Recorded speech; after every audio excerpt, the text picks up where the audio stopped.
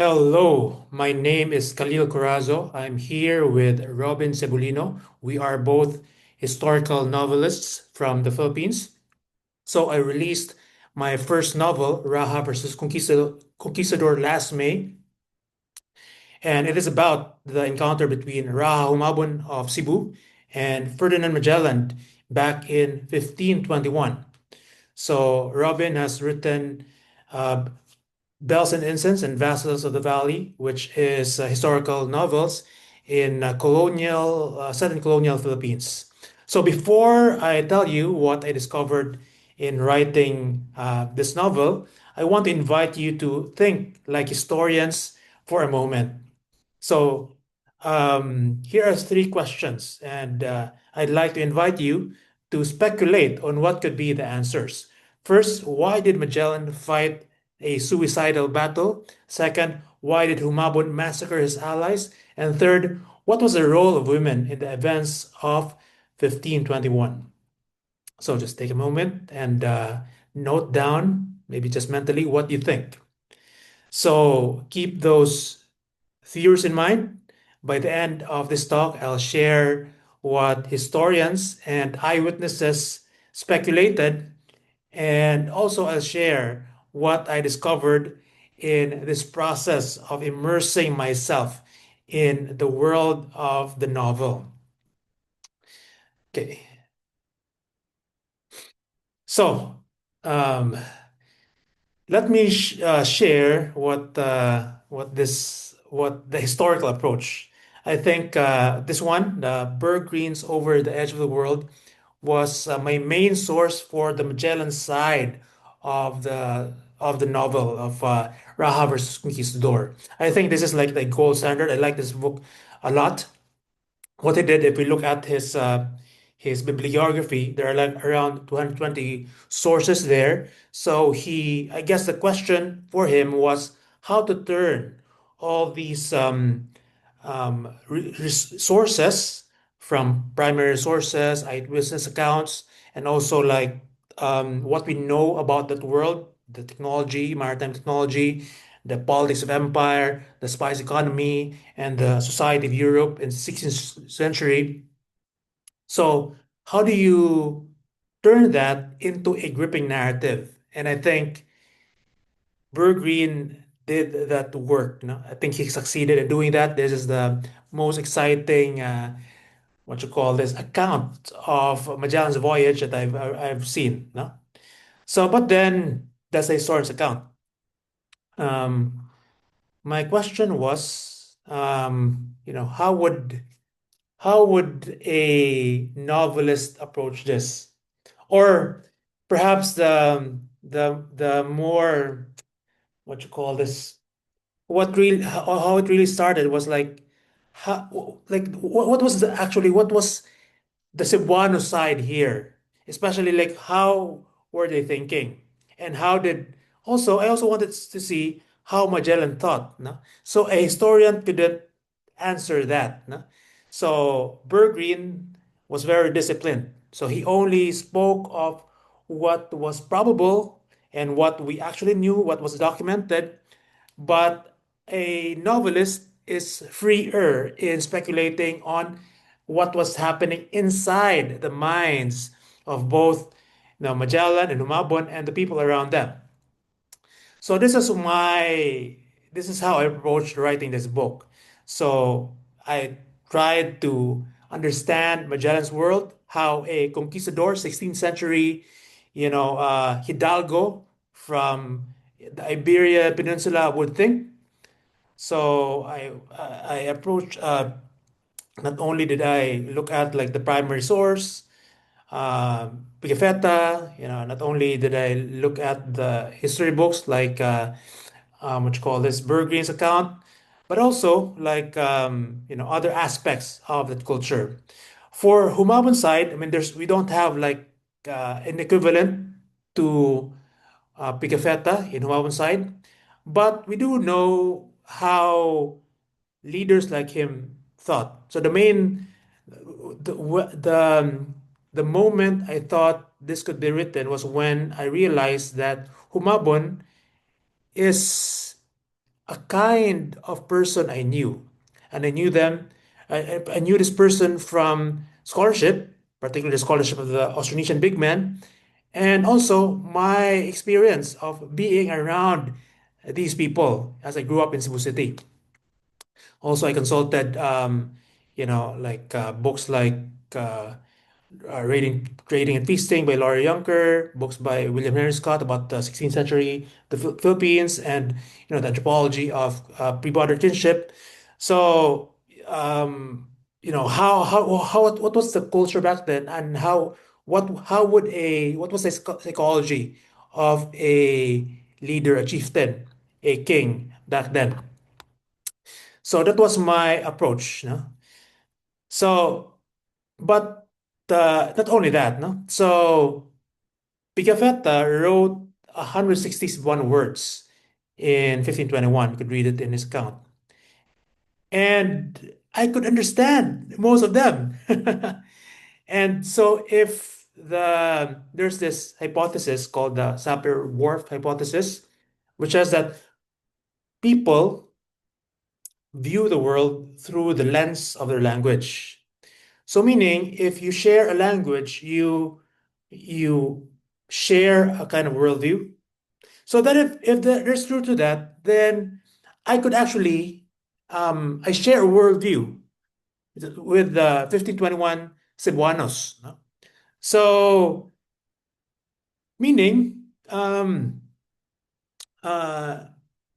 my experience of the culture of Cebu is also an input to recreating 1521 Cebu.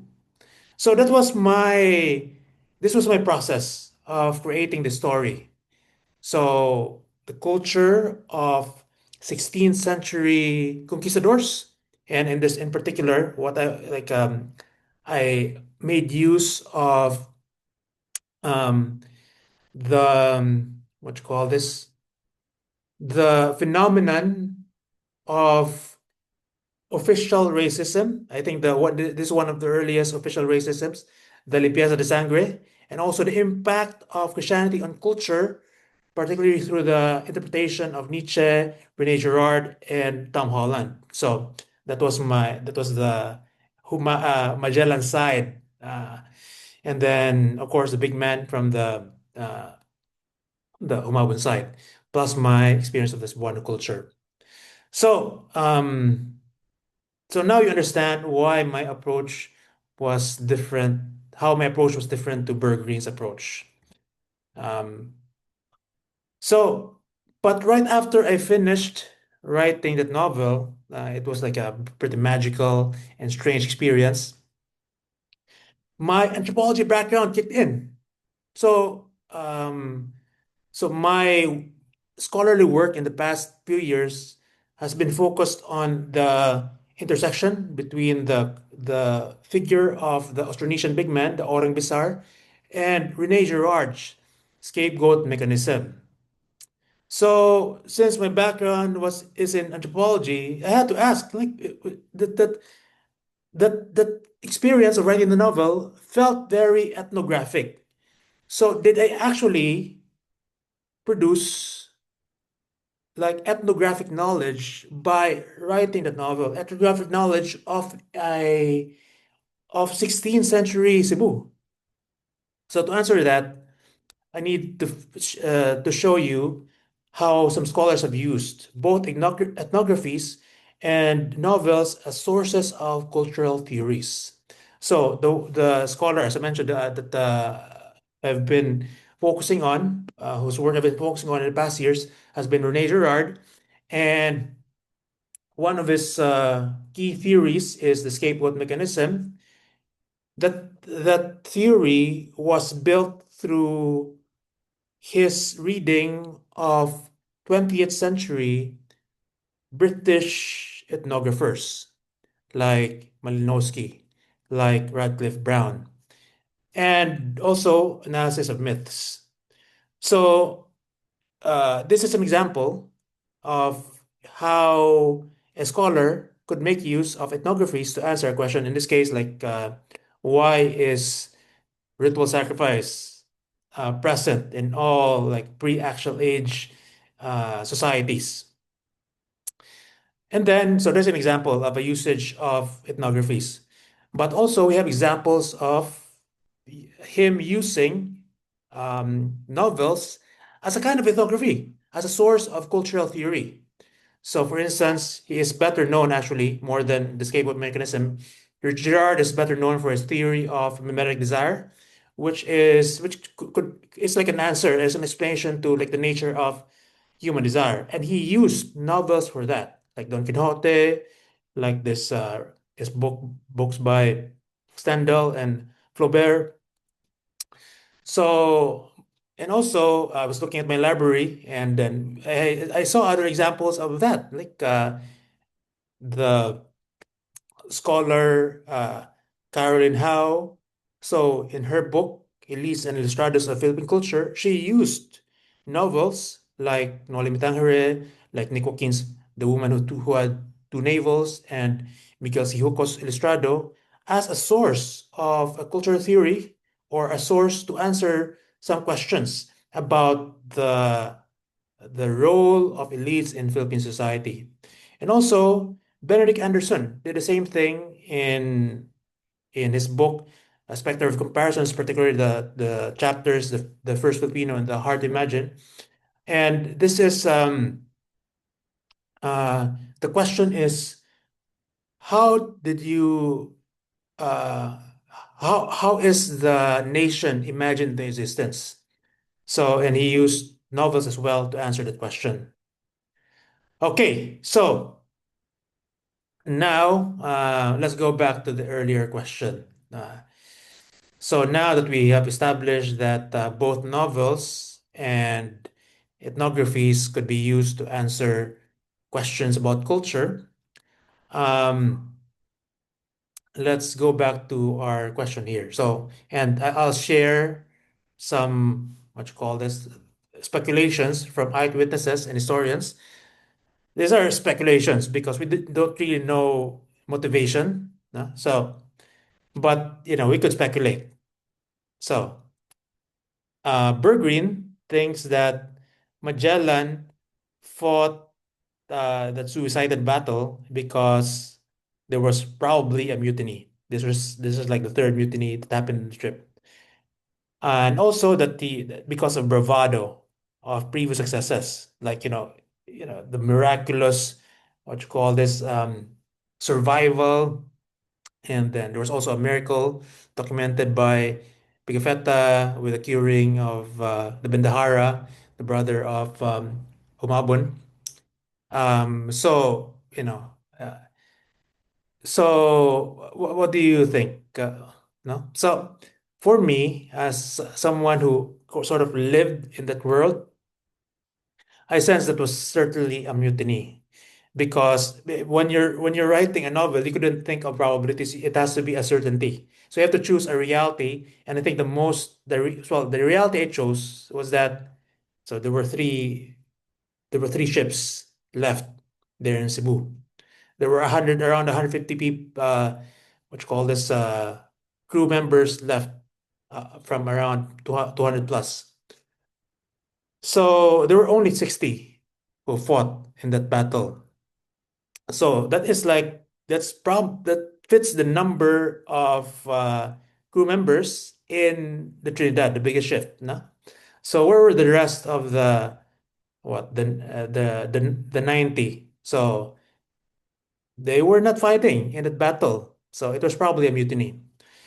Well, in the novel, it was certainly a mutiny. Also, once I was inside the mind of Magellan, living as a knight, a true believer in Christianity, a true believer in chivalry, who grew up with stories of, El Cid, of San Fernando, of the Crusades, of, the Song of Roland. So he grew up in that world, and you could see it in his actions. And this was a good bet for him. So because of the situation there, what he did during the trip, many options were close to him. He couldn't go back to Spain. So Berggren also thinks this. He couldn't go back to same. So his options were either to become a viceroy of this new, this of this of what will become the Philippines, or at least the islands of the Visayas, or die a heroic death. No, so the fighting this battle would give him those outcomes. So either outcome is a good outcome for a medieval knight, which Magellan was. No? Okay, second, why did Humabon massacre his allies? So, Pigafetta thinks it was Enrique's idea, no? And Lab Diaz, in his recent Magellan film, believes him. No? So that is the interpretation of Lab Diaz. There's also an account where it says that like the one of the survivors thinks that the reason the massacre happened is because they seduced the women of Cebu. And then Berggruen thinks that Humabon needed to repair his political relationships. That's why he did that massacre. So for someone who lived as Humabon, in that world, so I think first of all, Humabon had to fulfill his oath of vengeance. So during the time, Datus, so you had to, one of your duties was to avenge the deaths of your allies and your people. So the reason why people follow you, your Timawa, your warriors, they follow you because they know that you will avenge their deaths. No, this is just how that world worked. No? And what you do is when you have to fulfill the oath of vengeance, you have to wear this rattan necklace or bracelet, and you couldn't remove that until you fulfill your oath of vengeance. So since Humabon and Magellan became brothers through the ritual of the blood, what you call this, like to drink each other's blood, so through that what you call this, the uh, the blood compact. So Humabon had a duty to avenge Magellan's death. So uh, it would be a wrong move politically to avenge or to direct that vengeance to Lapu-Lapu. So what he did instead in the novel was to direct that vengeance against the betrayers of Magellan, his crew members. So what he did was he invited them for dinner, no, a farewell dinner. He promised a casket of jewelry of to for the king, a farewell gift for the king of Spain. And then there were like 22 of Magellan's crew members, including two captains. And then he massacred them. So, fulfilling his oath of vengeance. But actually, there were like um, four attempts to colonize the Philippines before the success of Lopez Legazpi in 1565. And one of those attempts, they found they found out about some survivors. So they weren't all killed actually. So they were survivors and they were enslaved. So this is also the what you could what you call this once you start thinking as a datu in that time, you know, it makes sense that, it was like the crew of Magellan was there from April 7, and then the death of Magellan happened in April 27. That's 20 days. So Magellan um, refused to pay tribute to the datu, to Raham Humabon. But Raham Humabon was I mean, it's like he's used to being a host, no? And the promise was that he would be given power by this powerful king, no? That's essentially the deal there. So he was entertaining them. It was expensive, no? 150 people for 20 days. But then when Magellan died, so that promise or sort of like came to nothing, no? So how do you pay for that? Well, the main currency actually of Cebu during that world, the time, that port, I mean, the main thing that was traded was actually slaves. So the Spaniards paid with their bodies essentially. So that was the world during the time.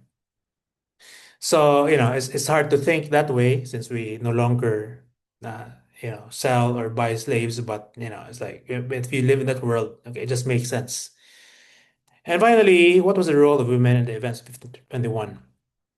So, Pigafetta, wow, which call this, records that his encounter with a shaman, offering a pig.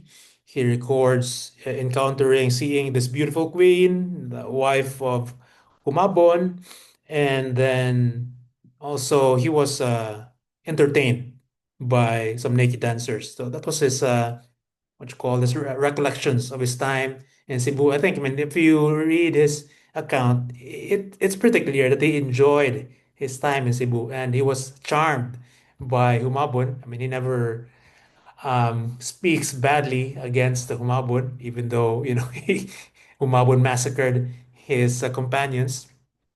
Um, but if you know the culture during the time, and this I really made use of my experience of growing up in a Filipino family. That the women, I'm sure, were involved in those political games during the time. Yeah, like for instance, the binukot, the women or the veiled women, protected from the pollution of the ground and the sun, so they never leave their what you call this, like their their huts. So they're also keepers of memory. They're like the historians during the time, and this is the different kind of history. History was kept through, and memory was kept through symbols and ritual. No, like for instance, why did the wife of Umabon in the novel, she is named Paraluman. Why did she receive the Santo Niño twice? First was during her baptism when Pigafetta gave her the statue, but then a few days later, Magellan gave her the statue again. And I think that's because the memory, the event had to be of Magellan, the leader, had to be the one to give it to her. That was the memory that had to be recorded through the image. So that was how, I mean, this is from the knowing the anthropology of that world. No? Also, there were also ideological rivals and allies. So I tried to capture that through the Binukot and Bailan. I mean, you see this later on in the colonial world, um, how the there was suppression of the Bailan. The Christianity is pretty anti-sacrificial, and there was also, so that was the main thing they were against. Also, I mean, they're priestesses, so they were rivals. But also, that's the main like post-colonial nationalist emphasis. But what's less talked about is also the allies, the ones who embrace Christianity and help it spread. I mean, it's like it's hard to explain how a few missionaries could transform or to bring Christianity throughout the islands just by themselves. They had to have internal allies, and I think it was the women as well. I mean, if you see how parishes are run in the Philippines, you would know that the women play a huge role. And Nick Wakin also talks about this in a chapter of Culture and History about the Beatas. So that is an understudied aspect of what you call this, the acceptance of Christianity in these islands in the Philippines, and also similar to how the role of women is in like these political families, and particularly in the big men. All right, so we could talk more about this in the Q&A. We will be um, if you're interested, we'll be signing books after this. I have a paper in development about this particular topic, historical ethnographic fiction, like novel writing as field work, something like that. Can novelists produce ethnographic knowledge of worlds which we could no longer access directly? And this is part of a larger work, possibly, which is about neo-animism for creative work and operating among psychopaths and psychic megafauna. If you want to know about that, just contact me or we can talk about after this. Here are our contact details. Thank you so much.